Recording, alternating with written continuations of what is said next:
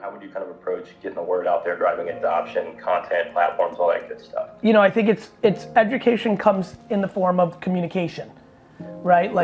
So unlimited podcasts, unlimited infographics, unlimited in you interviewing people that actually know the truth, unlimited you making 1-2 minute hot takes why, just unlimited. Again, it's so easy and so hard. The things I believe in, if I own this business, I would do what I did with Wine Library TV. I make a video every day for 5 years, and then shit would start happening. Right. And that's hard to say because people don't have the time they think, but it's similar to, I used to literally think I didn't have time to work out.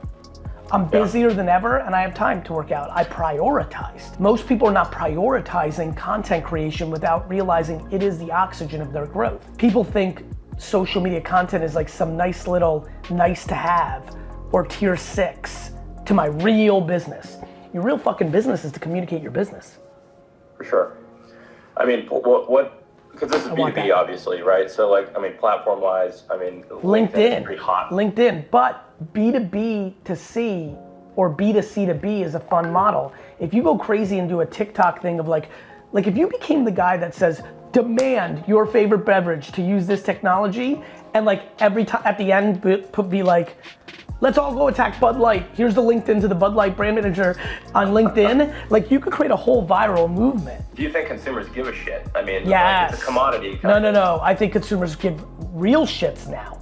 I think 10 years ago, consumers gave no shits. 20 years ago, consumers gave no shits. Now, better, whether that's healthier, better for the environment, better for it to be stable. But go to the consumer side that then says, then you create a website that has 80 of your, if you came out and said 80 of our favorite brands that we would love to see our cans, and you have a fucking logo of whatever brand, and then literally a URL to the LinkedIn of the brand manager of Dr. Pepper or fucking Corona or whatever fuck, you could create a whole swell, because at the end of your TikTok, you're like, by the way, link to the people that can help you make this a reality in our bio. Okay, yeah, And Corona and Dr. Pepper, they're too big to maybe give a shit, but if you find some small, mid-size brands that are would be iconic customers for you if they switched over in that sweet middle, that'd be epic. What would be your advice to entrepreneurship in terms of building their personal brand, getting their message out, if they just don't feel comfortable getting in front of a camera or sharing their voice? Find out if you're comfortable in a medium that does work for you, because a lot of people don't feel comfortable in front of a camera, and I understand that. Insecurity about the way one looks is a huge thing for the world. Genuinely enjoying privacy and not wanting to be known out there. There's a million reasons why, and that's amazing. Maybe you should write. Writing is an incredible way. Writing blog posts, writing copy. Maybe you're a photographer and you can write a couple sentences, so all of a sudden Instagram works. Maybe you don't like to talk in camera, but you love to talk, and you can record it and you can build a huge, podcast. Find a medium that does work for you. And oh, by the way, if nothing can be found, then that's okay too. You're just leaving a lot of opportunity on the table, and that's okay too. Okay. Right? So, yeah. An important point. And this is what's fun about maturing. I find myself articulating things out loud now that I used to think people understood and were assumed when I talked. So I look back at old content, I'm like, I was more definitive. It was these absolute hard statements. And I thought that, and wrongfully, that it was contextualized through the breadth of everything I was saying. Now I think I'm more thoughtful of delivering what I just said, which was find a medium. Oh, by the way, if you can't, that's okay.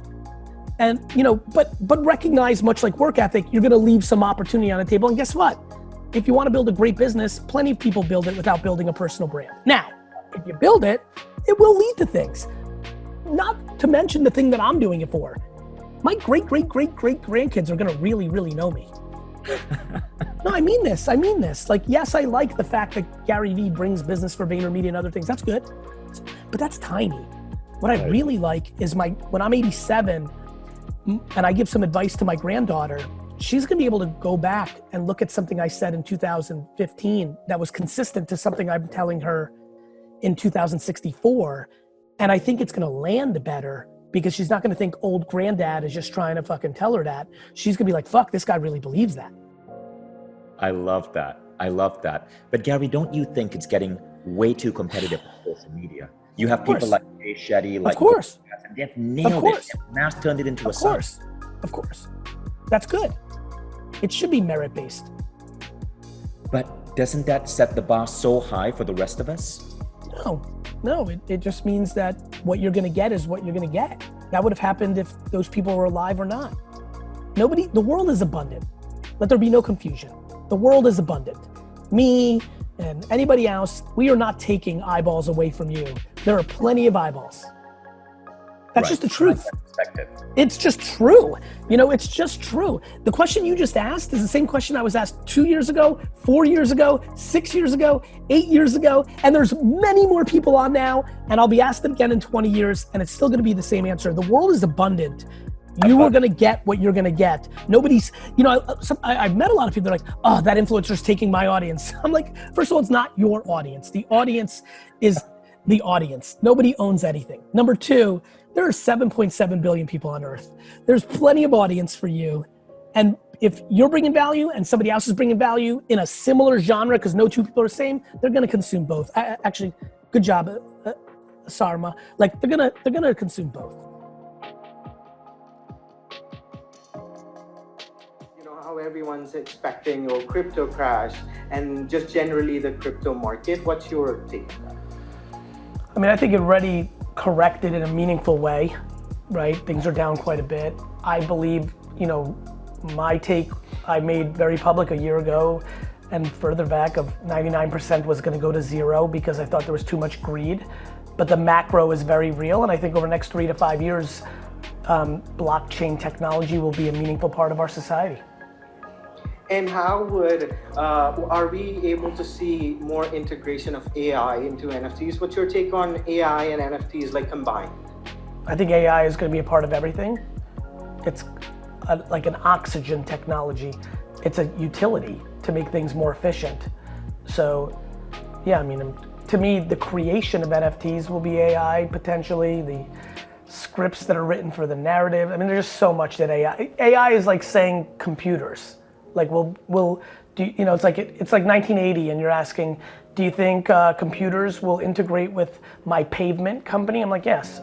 And 40 years later, we have websites for every pavement company and people process their billings through a computer. Like, AI is just gonna be omni. It's a thing. It's like, of course you will, it's like a tractor or like a calculator or like a marker. Anything that makes humans' lives more efficient, we will do.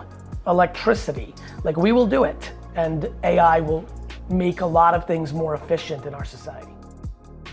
The question I have is, how do I get that message out there? What communities and where do you find people who care about company culture? LinkedIn.